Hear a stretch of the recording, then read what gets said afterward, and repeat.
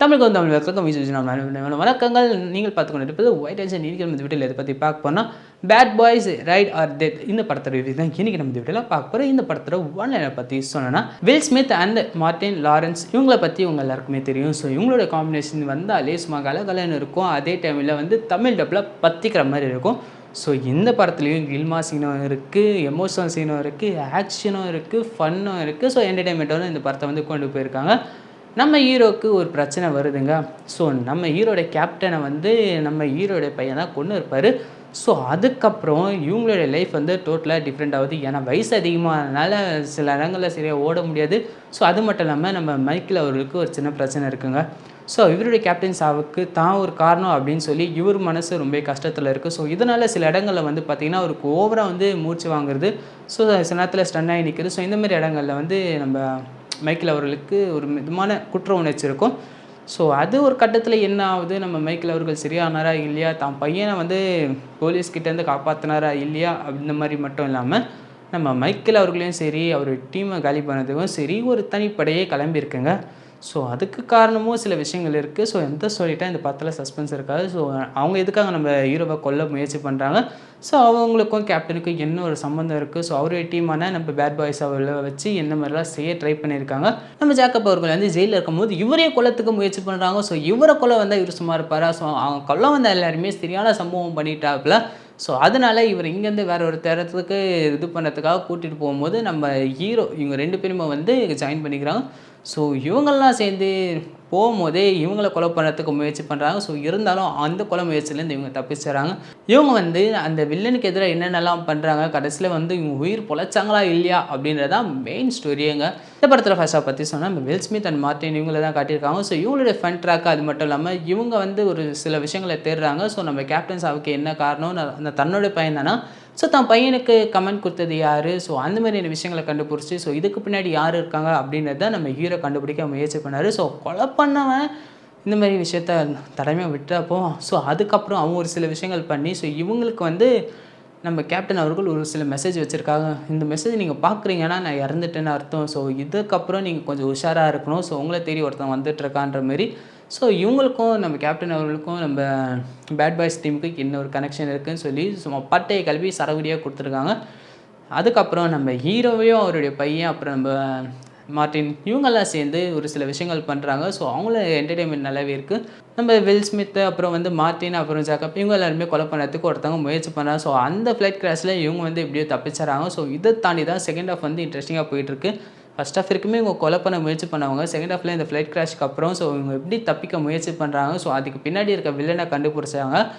So இந்த மாதிரியான விஷயங்கள் போயிட்டே இருக்குங்க. செத்த கேப்டன் அவர்களுக்கு பொண்ணு இருக்காங்க. ஸோ இந்த கொலை பண்ண நம்ம வில் ஸ்மித்தோட பையனை நானும் கொலை பண்ணுவேன் அப்படின்னு சொல்லி வெறிக்கொண்டு சுற்றிட்டு இருக்காப்புல.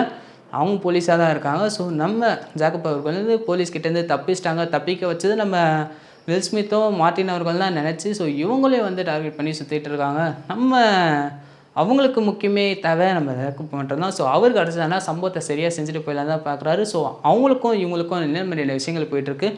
போலீஸ் தேடுற முக்கிய குற்றவாளியங்களாக இவங்க மாற்றிட்டாங்க. சரி நம்ம இதுக்கப்புறம் என்ன பண்ணுறதுன்னு தெரியாது. அப்போ தான் அலெக்சாண்டர் போய் பார்க்குறாரு. ஸோ அவர் அந்த கேர்ள் ஃப்ரெண்டோட அஜாங்கிரதையாக இருக்கும்போது மீட் பண்ணி சில விஷயங்களை சொல்கிறாரு. ஸோ கடைசியில் வந்து இதுக்கு பின்னாடி இருக்க ஆளை கண்டுபிடிச்சி என்ன பண்ண போகிறாங்க, அதாவது நம்ம வில் ஸ்மித் அப்புறம் வந்து மார்ட்டின் அப்புறம் வந்து நம்ம ஜாக்கப் ஸோ இவங்கெல்லாம் சேர்ந்து இந்த மாதிரியான விஷயங்கள்லாம் ட்ராவல் பண்ணி கொண்டு போகிறாங்க. பின்னாடி இருக்க கதையெல்லாம் முடிஞ்சதா இல்லையா அப்படின்னு தான் வந்து கொண்டு போயிருக்காங்க. கிளைமேக்ஸ் வந்து வேறு லெவலில் கொடுத்துருந்தாங்க. இந்த படம் வந்து நம்ம எதிர்பார்க்குற விஷயமே என்னென்னா, நம்ம வில் ஸ்மித்தும் சரி நம்ம மார்ட்டின் அவர்களும் சரி சேர்ந்து பண்ணுற ஒரு காமெடி சீன்ஸ் தாங்க. ஸோ ஃபைட்டாக இருந்தாலும் அதில் வந்து ஒரு காமெடி சீன்ஸ் எடுத்துருப்பாங்க. ஸோ பேட் பாய்ஸ்னாலே அதில் ஒரு இது இருக்கும். அது மட்டும் இல்லாமல் நம்ம மார்ட்டின் அவர்கள் வந்து யமலோகம் வரைக்கும் போயிட்டு வந்திருப்பாருங்க. யமலோகத்தில் போய் அவருடைய கேப்டனை மீட் பண்ணி பேசியிருப்பார். ஸோ இது உனக்கான நேரம் இல்லை அப்படின்னு சொல்லி தள்ளி விட்டுருவாப்புல. நம்ம ஆள் வந்து ஜாலியாக பார்த்துருப்பாரு. ஸோ அந்த இடத்துலேருந்து நம்ம மார்ட்டின் அவர்களுக்கு பயன்றது சுத்தமாகவே போயிடுச்சுங்க.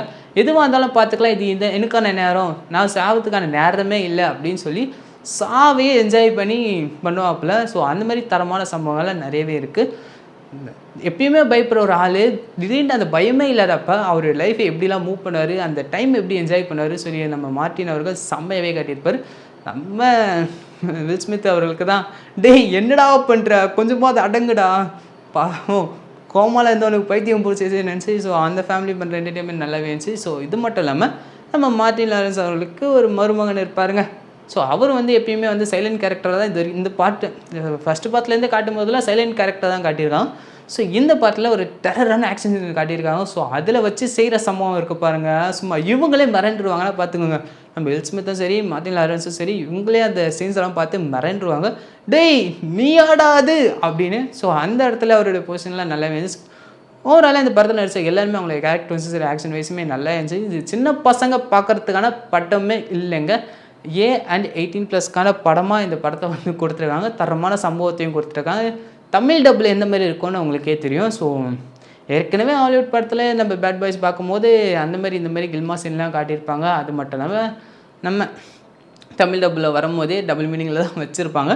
ஸோ அந்த மாதிரி விஷயங்கள் சின்ன பசங்க பார்த்தா கெட்டுடுவாங்க அப்படின்னு தான் இந்த படம் வந்து 18+ கொடுத்துருவாங்க. 18+க்கு மேலே இருக்கவங்க தான் இந்த படத்தை போய் பார்க்க வேணும். சின்ன பசங்கள் செக்கப்படா அப்படின்னு கொடுத்துருக்காங்க. ஸோ இந்த படத்தை பார்த்தீங்கன்னா கண்டிப்பாக பயங்கரமாக என்ஜாய் பண்ணுவீங்க. அந்த டைமில் ஃபன்னாகவும் இருக்கும் உங்களுக்கு. இந்த படத்தில் வந்து டைரக்ஷன் ஒர்க்கும் சரி எடிட்டிங் ஒர்க்கும் சரி கேமரா ஒர்க்கிங்லாம் அல்டிமேட் காட்டியிருக்காங்க. அந்த கன் ஷூட் சீன்லாம் பார்க்கும்போது கேமரா இந்த ஆங்கிள் இருக்குது பாருங்கள். ஸோ அது நம்ம வில் ஸ்மித் அவர்களே கையில் வச்சுக்கிட்டு அந்த கேமரா மூவ் பண்ணுறது. ஸோ அதெல்லாம் பார்க்கும்போது நல்லாவே இருந்துச்சு. ஸோ ரொட்டேட் பண்ணுற அந்த விஷயம் இருக்குது பாருங்கள், கன்னை தாங்கிட்டு வந்துச்சு. ஸோ அங்கே பார்த்து சுடும் போது அந்த சைடு வைக்கிறது, இந்த பக்கம் வைக்கும்போது ஸோ அந்த விஷயங்கள்லாம் பார்க்கும்போது நல்லாவே இருந்துச்சு. நம்ம வில் ஸ்மித் அவர்களோட பர்ஃபார்மன்ஸ் சொல்ல வேணும். ஸோ அந்த மாதிரி அட்டகாசம் பண்ணியிருக்காப்புல இந்த படத்தில் மார்ட்டின் அவர்கள் அவரோட முடிஞ்ச அளவுக்கு நிறைய விஷயங்களை செஞ்சுருக்காரு. இதில் நம்ம வில் ஸ்மித்துக்கு பையனை வந்து ஜக்கப்பா அவர்களோட ஆக்ஷன் வைஸும் சரி பர்ஃபார்மன்ஸும் நல்லாவே கொடுத்துருக்காங்க. ஸோ ஓவராலாக இந்த படத்தில் நடிச்ச எல்லாருமே அவங்களோட பர்ஃபார்மன்ஸை பயங்கரமாக கொடுத்துருக்காங்க. முக்கியமாக வில்லனும் சரி. அது மட்டும் இல்லாமல் இந்த படத்தில் நிறைய சிஜி யூஸ் பண்ணியிருப்பாங்கன்னு நினைக்கிறேன். ஸோ அந்த விஷயங்கள் எல்லாமே இந்த படத்தில் பக்காவாக இருந்து எந்த இடத்துலையுமே சிஜி யூஸ் பண்ண மாதிரியே தெரில, எல்லாமே ரியலாக இருக்க மாதிரியே இருக்குது. ஸோ நம்ம கேப்டன் என்ன தான் செத்துருந்தாலும் இந்த படத்தில் அங்கங்கே ஒரு சீனில் வந்து நானும் இந்த படத்தில் இருக்கேன்டா அப்படின்னு வந்து காட்டி சும்மா மஜா பண்ணியிருக்காப்புல. இந்த படம் பார்த்தீங்கன்னா கண்டிப்பாக நீங்கள் என்ஜாய் பண்ணி பட்டை கிளப்பீங்க. ஸோ மிஸ் பண்ணாமல் பாருங்கள். இந்த படம் பார்த்தீங்கன்னா உள்ள அவ்வளோ சந்தோஷம் இருக்கும். ஸோ அப்படி ஒரு காமெடி சீன்ஸ்லாம் இந்த படத்தில் நிறையவே இருக்குது. ஸோ தமிழை பார்க்குறது பெஸ்ட்டு. ஏன்னா தமிழை எந்த அளவுக்கு வச்சு செய்வாங்கன்னு எல்லாருக்குமே தெரியும். ஸோ தமிழை பார்க்கும்போது இன்னும் பயங்கரமாக என்ஜாய் பண்ணுவீங்க.